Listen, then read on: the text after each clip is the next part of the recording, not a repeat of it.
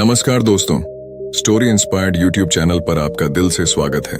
दोस्तों, चाणक्य ने कहा था कि इंसान को ज्यादा सीधा भी नहीं होना चाहिए, क्योंकि अगर हम जंगलों में जाकर देखें तो जान पाएंगे कि सीधे पेड़ काट दिए जाते हैं, जबकि टेढ़े मेढ़े पेड़ छोड़ दिए जाते हैं। तो आज की यह वीडियो भी इसी बारे में है कि ज्यादा अच्छा बनना बुरा क्यों होता है और आखिर क्यों एक अच्छा इंसान हमेशा दुखी और परेशान रहता है। तो चलिए दोस्तों, देर न करते हुए वीडियो को शुरू करते हैं। वैसे दोस्तों, आपने अभी तक वीडियो को लाइक और चैनल को सब्सक्राइब नहीं किया है तो कर दीजिए, ताकि मुझे और मोटिवेशन मिले और आपके लिए मैं ऐसा वीडियो बनाते रहूं। एक बार एक इंसान महात्मा के पास आता है और कहता है, महात्मा, मैं एक बहुत ही सीधा और अच्छा इंसान हूं। मैं हमेशा ही सबकी सहायता करने की कोशिश करता हूं, सबको खुश रखने की कोशिश करता हूं, लेकिन सब मेरा फायदा उठाते हैं और मेरा मजाक बनाते हैं। कोई भी मुझे गंभीरता से नहीं लेता। यहां तक कि मेरे परिवार वाले भी मेरी इज्जत नहीं करते और ना ही घर के किसी महत्वपूर्ण काम में मेरी सलाह लेते, जबकि अपने तीनों भाइयों की तुलना में मैं सबसे ज्यादा काम करता हूं। घर वालों की बात भी मानता हूं, माँ बाप की सेवा भी करता हूं, लेकिन मेरी भावनाओं को कोई भी नहीं समझता है। सब मेरा फायदा उठाते हैं। आखिर मेरे साथ ही ऐसा क्यों होता है? उस व्यक्ति की पूरी बात ध्यान से सुनने के बाद महात्मा जी ने बोले, किसने कहा कि तुम एक सीधे और अच्छे व्यक्ति हो? असल में तो तुम एक अच्छे इंसान होने का दिखावा कर रहे हो। यह सुन उस इंसान को बुरा महसूस हुआ, लेकिन वो फिर भी महात्मा की बात सुनता रहा। महात्मा ने उससे पूछा, अच्छा बताओ कि तुम हर इंसान की सहायता क्यों करना चाहते हो? क्यों तुम सबको खुश रखने की कोशिश करते हो? उस व्यक्ति ने कहा, ताकि सामने वाला मुझे भी खुश रखे, मेरी बात माने, मेरी इज्जत करे, मेरी भावनाओं को समझे और मुझे एक अच्छा इंसान समझे। महात्मा ने कहा, बस यही तुम्हारी समस्या है कि तुम दूसरों को खुश रखने का प्रयास कर रहे हो ताकि वो भी तुम्हें खुश रखे। तुम अपनी खुशी दूसरों के अंदर ढूंढ रहे हो। तुम दूसरों की नजरों में अच्छा और खुद की तारीफ सुनने के लिए सामने वाले की जी हजूरी कर रहे हो और फिर उम्मीद कर रहे हो कि सामने वाला भी तुम्हारे साथ ऐसा ही व्यवहार करेगा। तो ऐसा नहीं होता, क्योंकि कोई भी ऐसे इंसान को गंभीरता से नहीं लेता जो लोगों की हर बात में हाँ में हाँ मिलाता है। अब मैं तुम्हें कुछ ऐसी आदतें बताता हूं जो लोग खुद को अच्छा मानते हैं। पहली आदत, खुद को अच्छा मानने वाले लोग ये दिखाने की कोशिश करते हैं कि वो लोगों का ख्याल रखते हैं। उन्हें लोगों की चिंता है, इसीलिए वह सबकी सहायता करने पहुंच जाते हैं, फिर चाहे सामने वाले को उनकी मदद की जरूरत हो या ना हो। दूसरी आदत, खुद को अच्छा मानने वाले लोग दूसरों से खुद की तारीफ के भूखे होते हैं। इसीलिए वो ज्यादातर मौकों पर वही काम करते हैं जिससे सामने वाला खुश हो और उनकी तारीफ करे। अगर उन्हें लगता है कि किसी काम से सामने वाला व्यक्ति दुखी हो जाएगा तो वह उस काम को हाथ तक नहीं लगाते। तीसरी आदत, खुद को अच्छा मानने वाले व्यक्तियों को लगता है कि उन्हें अपनी कमियों और कमजोरियों को दूसरे लोगों से छुपाना चाहिए, क्योंकि उन्हें लगता है कि अगर दूसरों को उनकी कमियों और गलतियों के बारे में पता चल गया तो लोग उनका मजाक बनाएंगे, उनकी बेइज्जती करेंगे, उन पर दूसरे लोग गुस्सा होंगे और उन्हें एक कमजोर व्यक्ति मानेंगे। चौथी आदत, अच्छे व्यक्ति खुद की जरूरतों को सबसे ऊपर रखने से डरते हैं, क्योंकि उन्हें लगता है कि ऐसा करने से ही दूसरे लोग उन्हें लालची समझेंगे और फिर वो लोगों की नजरों में एक अच्छे इंसान नहीं रह जाएंगे।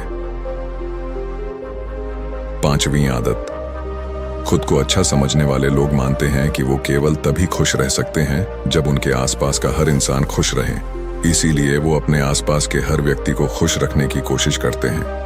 अब तुम्हें सुनने में लग सकता है कि इन आदतों में क्या बुराई है। सबका भला करना तो अच्छी बात है, लेकिन समस्या यह है कि खुद को अच्छा समझने वाले व्यक्ति असल में जैसे दिखते हैं वैसे होते नहीं। ये अंदर से कुछ और ही होते हैं, क्योंकि वो अच्छा बनने के चक्कर में दूसरों की बुराई को भी छिपा देते हैं। सामने वाले व्यक्ति को कभी भी उसकी गलतियां नहीं बताते और केवल वही बोलते और करते हैं जिससे सामने वाला खुश रहे।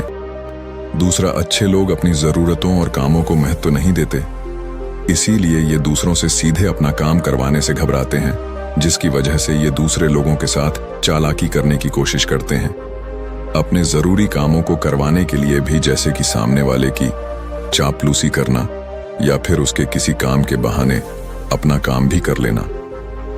तीसरा, खुद को अच्छा मानने वाले लोग केवल पाने की उम्मीद से ही कुछ देते हैं। यह इस बात का दिखावा तो करते हैं कि यह लोगों की सहायता करना चाहते हैं, लेकिन यह सहायता सिर्फ इसीलिए करते हैं इन्हें अच्छा इंसान समझे और जरूरत पड़ने पर इनकी भी सहायता करें। लेकिन अगर इन्हें सहायता के बदले सहायता नहीं मिलती तो ये गुस्सा हो जाते हैं, सामने वाले से अंदर ही अंदर नफरत करने लगते हैं और उससे बदला लेने का मौका ढूंढने लगते हैं। चौथा, खुद को अच्छा दिखाने वाले लोग दूसरों को मना नहीं कर पाते और दूसरों के काम करने के चक्कर में ये अपने और अपने परिवार के जरूरी कामों को भी पूरा नहीं कर पाते। पांचवा, अच्छे लोगों को लगता है ये सभी उन्हें पसंद करें, सभी इनसे प्यार करें, जिससे दूसरे लोगों को इनका दोस्त बनने में दिक्कत होती है, क्योंकि ये हर किसी के सबसे पसंदीदा इंसान बनना चाहते हैं। ये सारी बातें सुनने के बाद उस व्यक्ति ने महात्मा से कहा, तो आपके कहने का मतलब है कि हम एक अच्छे इंसान न बने बल्कि एक बुरे इंसान बन जाए और लोगों का फायदा उठाए। महात्मा ने कहा, नहीं, मैं तुम्हें बुरा इंसान बनने के लिए नहीं कह रहा, लेकिन हाँ, तुम्हें बहुत सीधा इंसान भी नहीं बनना। अब मैं तुम्हें बताता हूं कि एक व्यक्ति को कैसा इंसान बनने का प्रयास करना चाहिए। महात्मा ने कहना शुरू किया, तुम्हें एक सीधा या दूसरों की नजरों में अच्छा इंसान बनने की तुलना में एक सुलझा हुआ इंसान बनने का प्रयास करना चाहिए। एक सुलझा हुआ इंसान वो होता है जिसे सबसे अच्छा इंसान बनने का कोई शौक नहीं है। वो जैसा है वैसा ही खुद को पसंद करता है।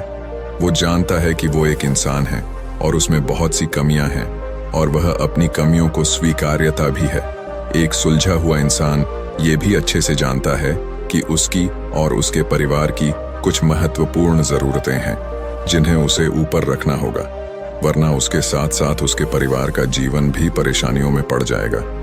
हो सकता है कि उसकी ऐसी सोच की वजह से उसके आसपास के लोग, उसके मित्र या रिश्तेदार उससे नाराज हो जाएं, लेकिन वो इसे भी स्वीकारता है। यहाँ पर बात स्वार्थी होने की नहीं बल्कि जीवन की सच्चाई को स्वीकारने की है, क्योंकि तुम महात्मा नहीं हो कि तुम्हारी कोई इच्छा ही नहीं है, किसी से कोई उम्मीद नहीं है या कोई जरूरतें शेष नहीं रही।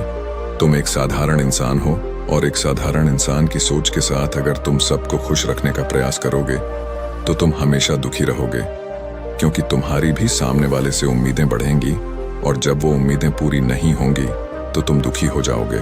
इसीलिए जो इंसान ये कहता है कि मैं सबकी मदद करूंगा, सबको खुश रखूंगा और मुझे बदले में किसी से कुछ भी नहीं चाहिए, यहाँ तक कि अपनी तारीफ भी नहीं, तो पहले उस इंसान को बुद्धत्व प्राप्त कर लेना चाहिए, क्योंकि एक आत्मज्ञान को प्राप्त व्यक्ति ही किसी से कोई उम्मीद नहीं रखता।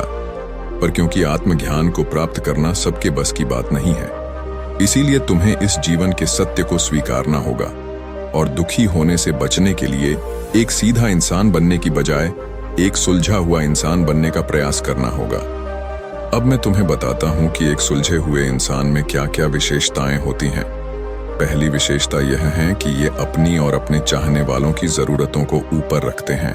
इसका मतलब यह नहीं है कि ये लोग दूसरों की जरूरतों को कम समझते हैं या फिर दूसरों को गिराकर खुद ऊपर बढ़ने की कोशिश करते हैं, बल्कि इसका मतलब यह है कि ये लोग दूसरों की फालतू जरूरतों के लिए तब तक उपस्थित नहीं होते जब तक कि इनकी खुद की महत्वपूर्ण जरूरतें पूरी ना हो जाएं।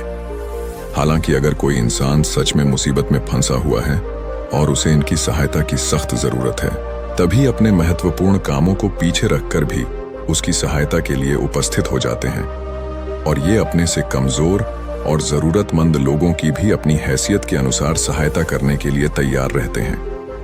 ये बस अपना बेवजह शोषण नहीं होने देते और इस बात पर भरोसा रखते हैं कि अगर इन्हें सच में किसी की सहायता करनी है तो पहले इन्हें उसकी सहायता करने के लायक बनाना होगा और लायक वो सक्षम बनने के लिए इन्हें अपनी जरूरतों का भी ध्यान रखना होगा, क्योंकि अगर एक व्यक्ति खुद ही बहुत ज्यादा बीमार है तो फिर वो दूसरे बीमार व्यक्ति की सेवा कैसे कर सकता है।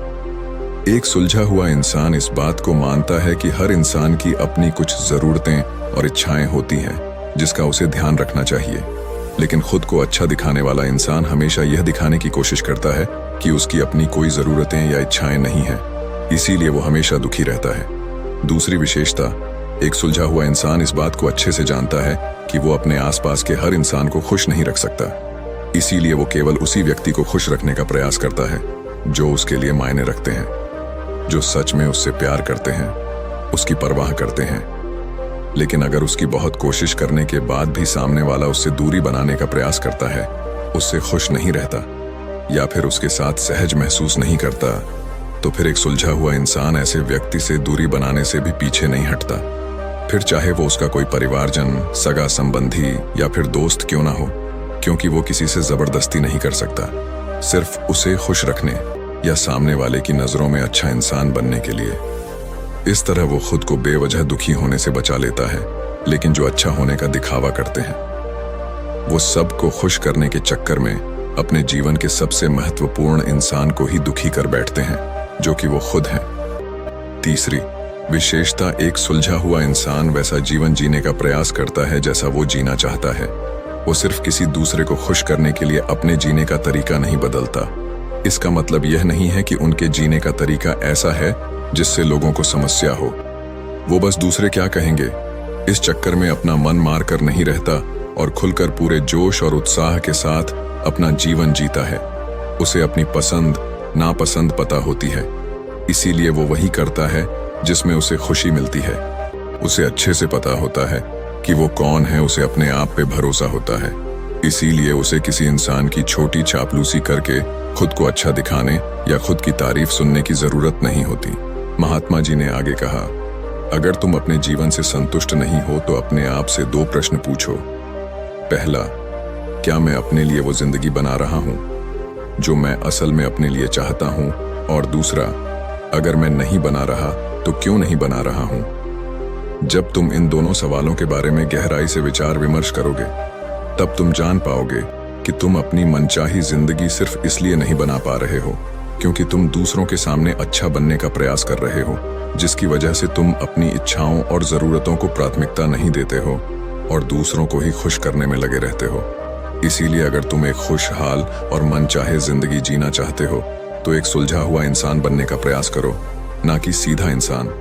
इतना कहकर महात्मा मौन हो गए। व्यक्ति को भी अब समझ आ चुका था कि उसे एक सुलझा हुआ इंसान बनना है, ना कि सीधा। उसने इतनी अमूल्य जानकारी के लिए महात्मा का धन्यवाद किया और वहां से चला गया। दोस्तों, मैं उम्मीद करता हूं कि इस कहानी से आपको जरूर कुछ सीखने को मिला होगा। दोस्तों, स्टोरी इंस्पायर्ड यूट्यूब चैनल पर अपना कीमती समय देने के लिए धन्यवाद।